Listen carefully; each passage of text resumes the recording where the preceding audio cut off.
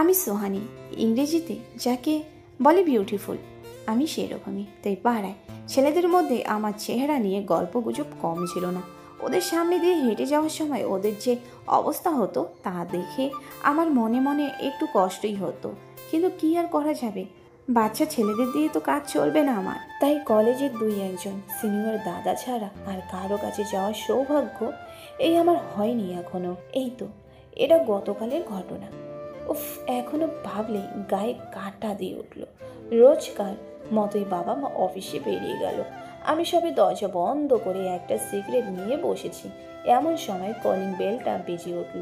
গ্যাসওয়ালা এসেছে গ্যাস সিলিন্ডারের ডেলিভারি দিতে। লোকটা বলল, ম্যাডাম গ্যাস এনেছি। আমি বললাম, হ্যাঁ ভিতরে এসো। লোকটা বলল, ভিতরে গেলে এক্সট্রা টাকা দিতে হবে। আমি বললাম, উফ আচ্ছা দেবো, এসো। ঘরে ঢুকেই চারিদিকে তাকিয়ে জিজ্ঞেস করলো, ম্যাডাম কোথায় রাখবো? আমি দেওয়ালের দিকে আঙ্গুল দিয়ে দেখিয়ে দিলাম, ওই যে ওইখানে রাখো। লোকটা সিলিন্ডারটা রেখে আমার দিকে ফিরে তাকালো, আর কিছু একটা বলতে গিয়ে ও চুপ করে গেল। ওর চোখ দেখে মনে হচ্ছে যে ওই চোখ দিয়ে আমাকে ভালো ফোকর করে নিচ্ছে। ওর অবাক হয়ে যাওয়ারই কথা। কেউ বাড়িতে ছিল না বলে আমি শুধু শর্ট প্যান্ট আর টি শার্ট পরেছিলাম। হঠাৎ এ চলে আসাতে আর চেঞ্জ করার সময় পাইনি। আমি জিজ্ঞেস করলাম, কত টাকা দিতে হবে? লোকটা বলল, 870 প্লাস আমার 100। আমি একটু অবাক হয়ে বললাম, আবার 100 মানে? লোকটা বলল, এই যে ঘরের ভিতরে পর্যন্ত পৌঁছে দিয়ে গেলাম।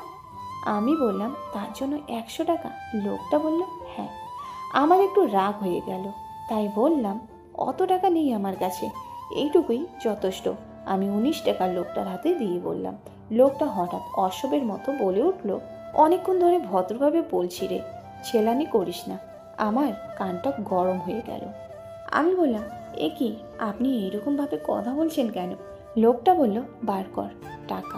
আমার দিকে এগিয়ে আসতে লাগলো লোকটা হঠাৎ আমার সামনে এসে বলল, কোনো ছেনালি না করে আমাকে বলেই আমার উপর ঝাঁপিয়ে পড়ল। আমার নতুন জামাটা ছিঁড়ে ফেললো লোকটা। আমি তো এতক্ষণে অবাক হয়ে গেছি। 9 মিনিট পর বলাই বাহুল্য যে ওর অবস্থা খারাপ হয়ে গেছে। আমারও অবস্থা কম খারাপ নয়। আমার চুলের মুঠি ধরে আমার মুখে থাপ্পড় দিচ্ছে, আর এর মাঝে মাঝে গালি দিতেছে। যত চট দিচ্ছে আমার গতি ততই বেড়ে যাচ্ছে।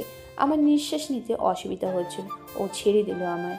লোকটা বলল, কে রে, কেমন লাগছে? আমি বললাম, আর চড় দিয়েন না। লোকটা বলল, আবার কি রে, চড় খাবি? এই বলে আমাকে বলল, আমি যা যা করতে বলবো তাই করবি, নয়তো তোর অবস্থা খারাপ করব। আমিও বাধ্য মেয়ের মতো তাই করলাম। দুটো হাত দিয়ে আমাকে ধরে নিল। ও আমার চুল ধরে নোংরা হেসে বলল, একটা শর্তে তোকে ছেড়ে দেব, যতবার আসবো তুই আমার সাথে ততবার প্রেম করবি। আমি মাথা নাড়ালাম।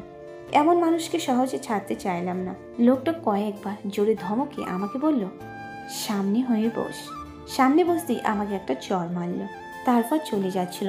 যাওয়ার সময় আমার চুলের মুঠি ধরে চকাশ করে পাপ্পি দিয়ে বলে গেল, আবারও আসবো, কেউ যেন জানতে না পারে।